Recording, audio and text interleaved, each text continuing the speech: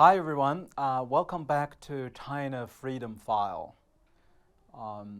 You may have been observing lately there are a lot of developments in Hong Kong. So I want to give you an update. The freedom fight in Hong Kong have become kind of more and more challenging as the Chinese Communist Party start implementing forcefully the new Hong Kong national security law.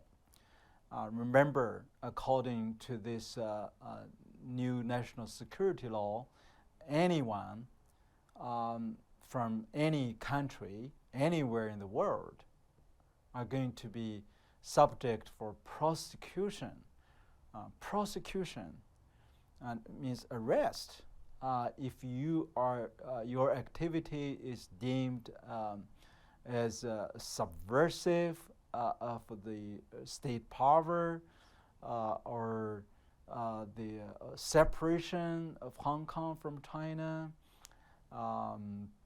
or engaging a protest is called terrorism. Or the final one is even more broad. It's called collusion. If you are found colluding with foreigners, talking with the foreign embassies, consulates, diplomats, or going to the foreign capitals to talk about Hong Kong. So these are four main national security crimes, and could be subject to the prosecution and sentenced to life in prison. And we have seen the Chinese Communist Party make the Hong Kong freedom fighters' life formally into real winter. First, we have seen the at least 12 of Hong Kong young men and women after their names were already on the list of being prosecuted for possible imprisonment purely because of their participation of peaceful protests in the past couple of years. They were intercepted at the international water when they tried to escape from Hong Kong, presumably heading to Taiwan. And they were all arrested and taken to mainland China's dark prisons, and no due process. And when some of the lawyers in mainland China, including some of Christian lawyers, apply to legally represent them, they were all denied. All denied. And they are now being held in the mainland Chinese Communist Party's prison cells. And certainly, there's no doubt they had been under tremendous torture. I mean, these young men and women really in their early 20s or so, very young. And then the Chinese Communist Party reinterpret the so-called Hong Kong's basic law when they signed the handover with the United Kingdom in 1997. They pledge this Hong Kong basic law is kind of a mini constitution for Hong Kong. So the Chinese National People's Congress basically said 4 of those current Hong Kong legislators are disqualified to continue to serve, even though they had been serving in the past few years. And suddenly, under this new national security law, they are DQ'd. It's called disqualified. And of course, the excuse is they were found with offense, one of the or two of the offenses in the national security law, because maybe one of them, or they talked to a foreign reporter, or talked to a foreign member of Congress, or visit foreign countries, or participate protest, or deemed as separatist. Whatever the crimes they are being imposed. So I mean, first, then the Communist Party's pulpit, the chief executive Carrie Lam declared, well, under the pretext of COVID-19, there won't be any this year. The Hong Kong legislative election was suspended. So where, in the world, in another country would suspend an election, a legislative election under this pretext of COVID-19. And honestly, the only reason is she knew if the election was held according to the original time this year, the pro-democracy candidates will sweep the whole legislation. So the Communist Party may found really out of control. So that's the true only reason. So she suspended the legislative election. And then they made the Communist Party, the so-called National People's Congress, made a rule, said, okay, there's 1 year in the history of Hong Kong legislature, a vacuum, without any legislatures, right? So they made an exception and said, okay, we allow the current one to extend 1 year term, additional year, so they can serve 1 more year, except these 4, they DQ'd.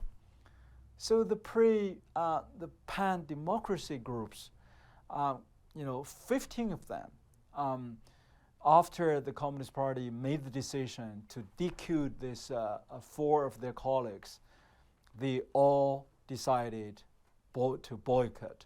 Basically, they quit, they withdraw, because there's no sense for them to continue to serve, because the Hong Kong legislative council has totally become a rubber stamp for the Chinese Communist Party.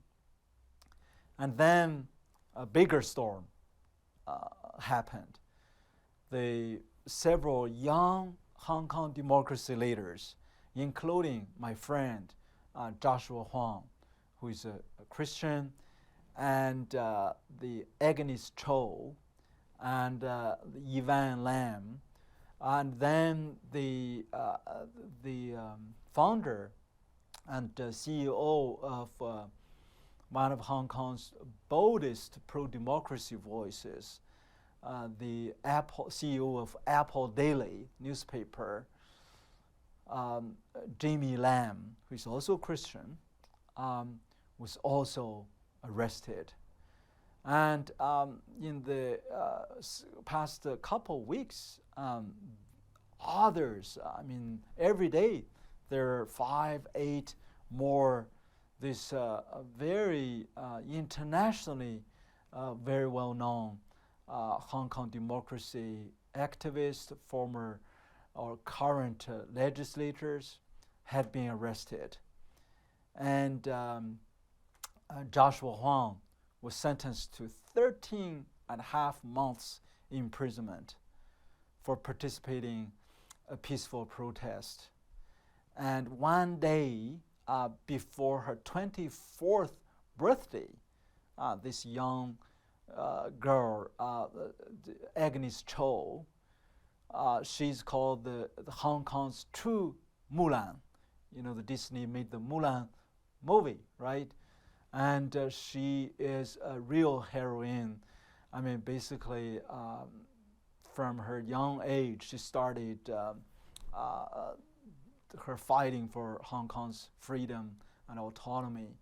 And she was sentenced to 10 months imprisonment.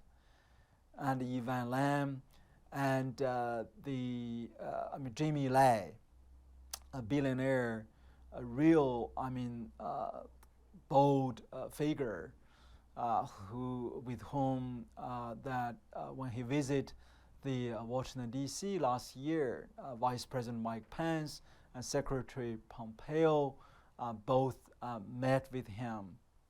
So he was the Hong Kong Special National Security Court, with the designated judge by the chief executive handling the so-called national security trials, would refuse to even bail. To give him a bail. This is like he's in his early 70s, and he was not allowed to be bailed out, and instead he was called as with the risk of flight, and he was put in prison for the first trial in next April 2021. And so this is a real dark season, winter in Hong Kong. And not only the freedom of speech, freedom of assembly, freedom of religion are being entrenched and restricted and violated, but also financially. In the financial sector, several Hong Kong lawmakers, the ex-lawmakers who were DQ'd, they were able to escape from Hong Kong. One of them recently escaped to Denmark, now in the United Kingdom, basically facing imminent persecution. He had moved his wife and children, his parents, out of Hong Kong together, and then found all their bank accounts were frozen. Even his relatives, his fathers, his mothers, and under the pretext of this so-called national security law. And unfortunately, some even foreign banks operating inside Hong Kong and joined the Chinese Communist Party in sanctioning and freezing their bank accounts. It's just outrageous. And we also have seen the church, I think it's called Good Neighbor Church in Hong Kong. So their bank accounts were also frozen. Primarily, the bank did not even give them a reason.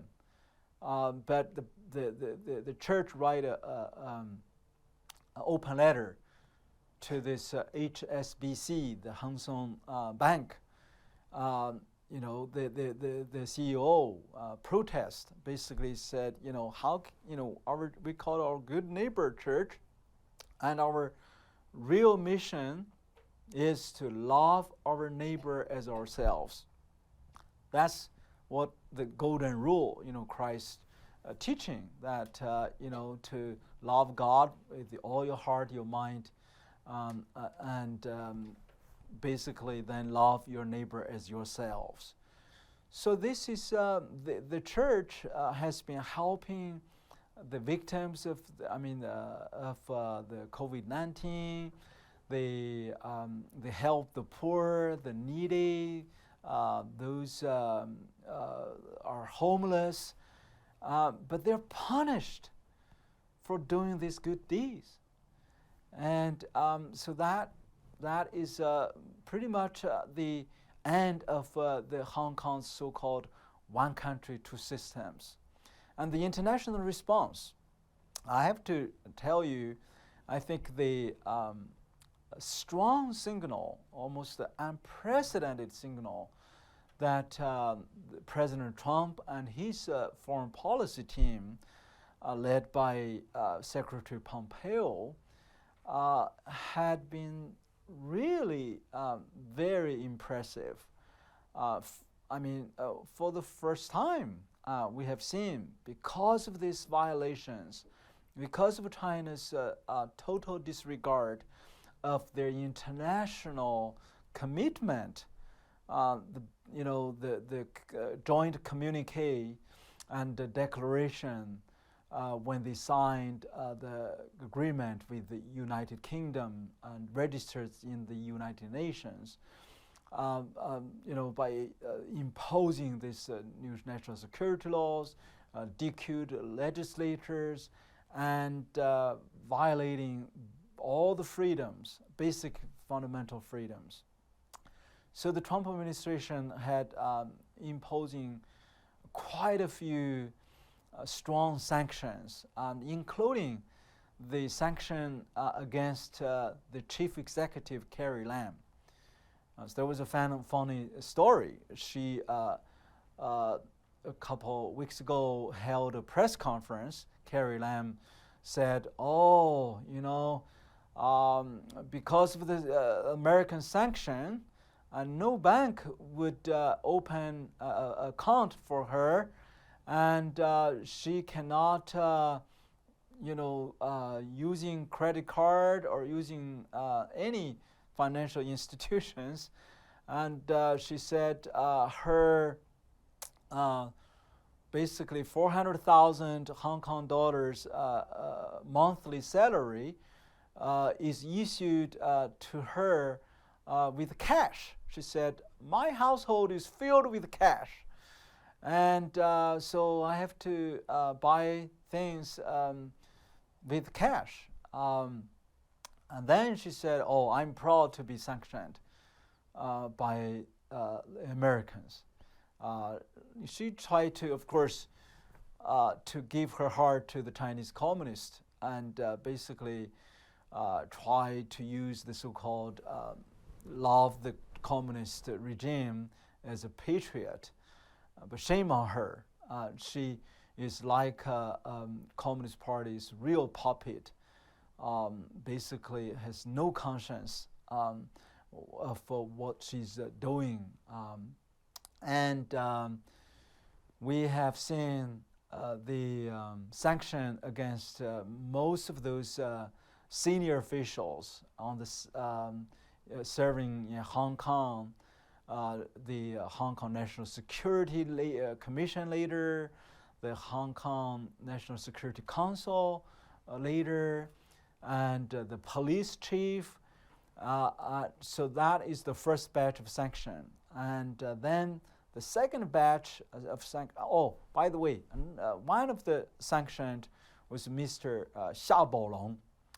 So Mr. Xia Baolong, the reason I kind of put his name on the front was he was a very, very dedicated confidant and loyalist to President Xi Jinping.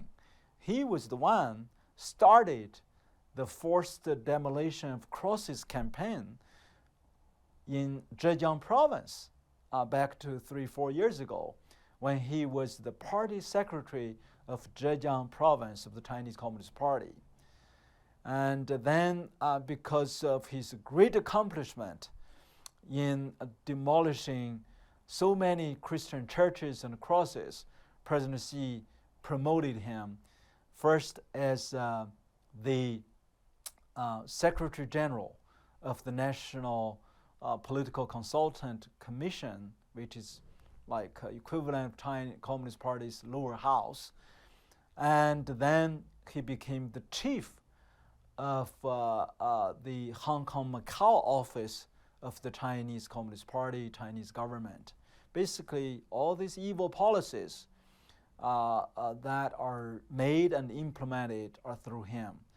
So Xia Baolong's nickname is the Secretary of Cross-Demolition. So, I mean, who wants to get a nickname on that, right? And I'm sure, you know, in the history of Chinese church, you know, when we write that in the future, and there's a name called Xia Baolong, it's like Judas in the worse than Judas, I think. I don't know how he will handle that. Certainly, you know, if he continues to do evil without repentance, and we still need to pray for him, and pray that you know, the Holy Spirit can still instigate him and trigger his repentance into believing in Jesus Christ. Before his death on earth, he still has a chance. But if he continues to do evil, continue to now persecute Hong Kongese, and so there's nowhere his name can be found in the book of life. That's if you don't believe in Jesus, right? And continue to do evil, and God will judge him.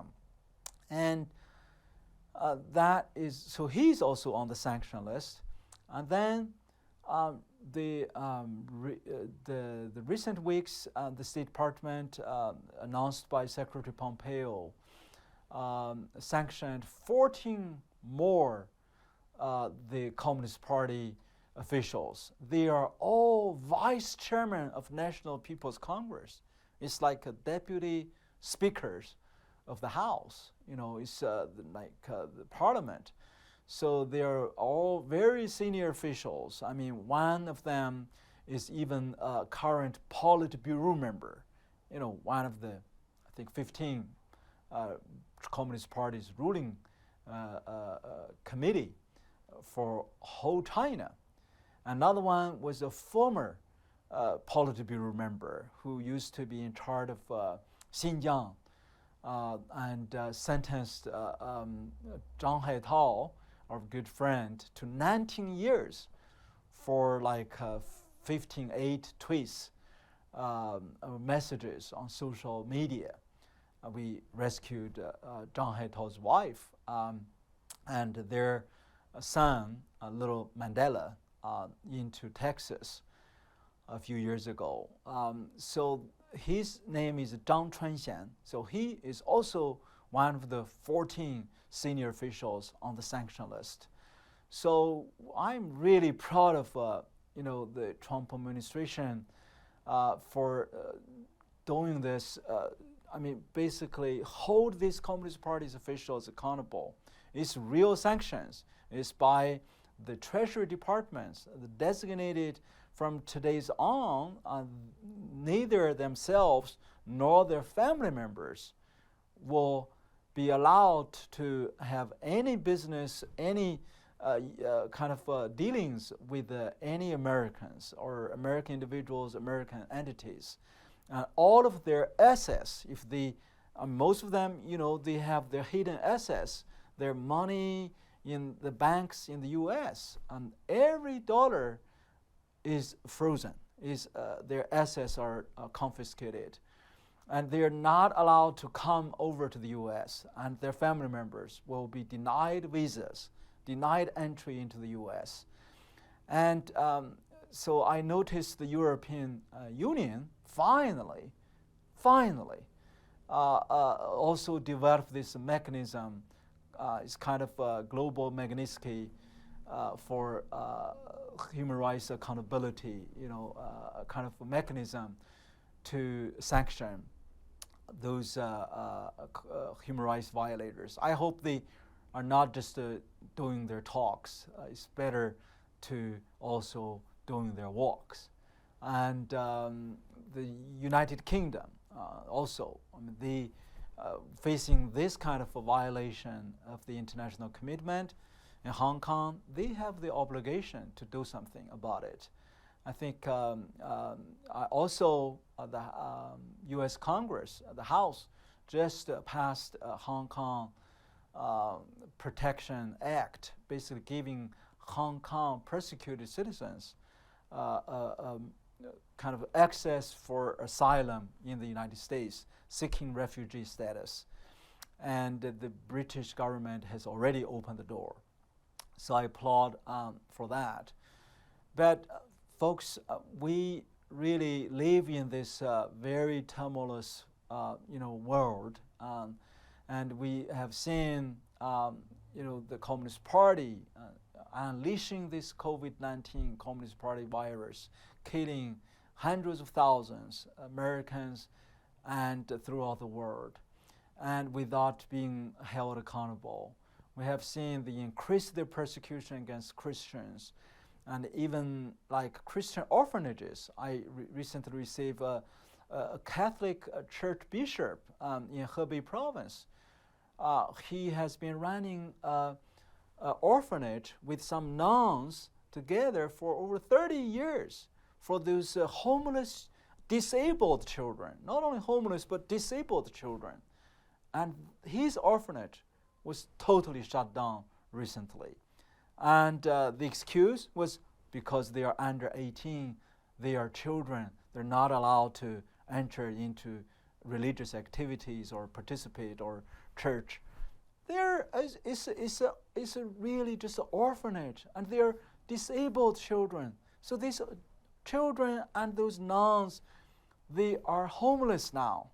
So we need to really pray for them and hold them in the hands of the Lord. And when even the flood, of the season have occurred, the Yahweh, the Lord God, is still enthroned, is still sovereign. So we believe, out of this persecution, the Chinese church and the Chinese society and Hong Kong freedom fighters, their faith would be even strengthened, and freedom will reign.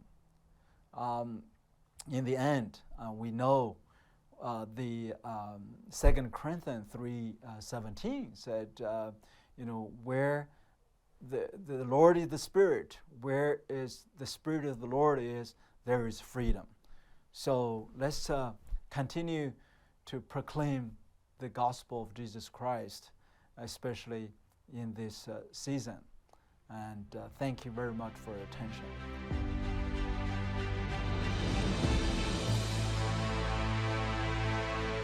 Order your copy of this program from the GLC bookstore by calling the numbers or visiting the website on your screen. Please include the program number when ordering.